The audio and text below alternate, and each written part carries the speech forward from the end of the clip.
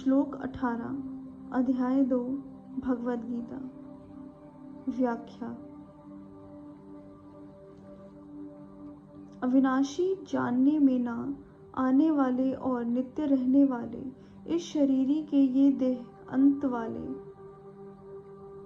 कह गए हैं। इसलिए हे अर्जुन, तुम युद्ध करो। किसी काल में किसी कारण से कभी किंची मात्र भी जिसमें परिवर्तन नहीं होता, जिसकी क्षति नहीं होती, जिसका अभाव नहीं होता, उसका नाम अविनाशी अर्थात अविनाशी है।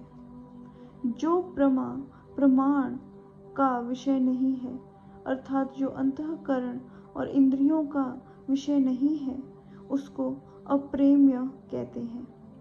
जिसमें अंतःकरण और इंद्रियां प्रमाण नहीं होती, उसमें शास्त्र और संत महापुरुष ही प्रमाण होते हैं। शास्त्र और संत महापुरुष उन्हीं के लिए प्रमाण होते हैं जो श्रद्धालु हैं, जिसकी जिस शास्त्र और संत में श्रद्धा होती है, वह उसी शास्त्र और संत के वचनों को मानते हैं। इसलिए वह तत्व केवल श्रद्धा विषय है, प्रमाण का विषय नहीं। यह नित्य निरंतर रहने वाला है, किसी काल में यह ना रहता ऐसा बात भी नहीं है, अर्थात यह सब काल में सदा ही रहता है।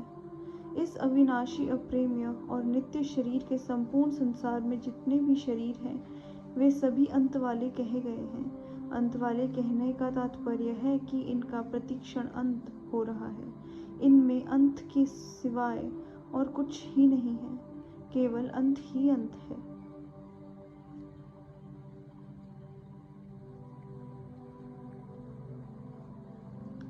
सर्वगतः पद से सब में व्यापक जानने वाले व्यापक बताएंगे।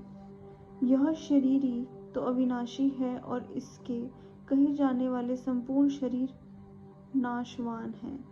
जैसे अविनाशी का कोई विनाश नहीं कर सकता, ऐसे ही नाशवान को कोई अविनाशी नहीं बना सकता। नाशवान का तो विनाशीपना ही नित्य रहेगा, अर्थात उसका तो नाश ही होगा। हरे कृष्ण।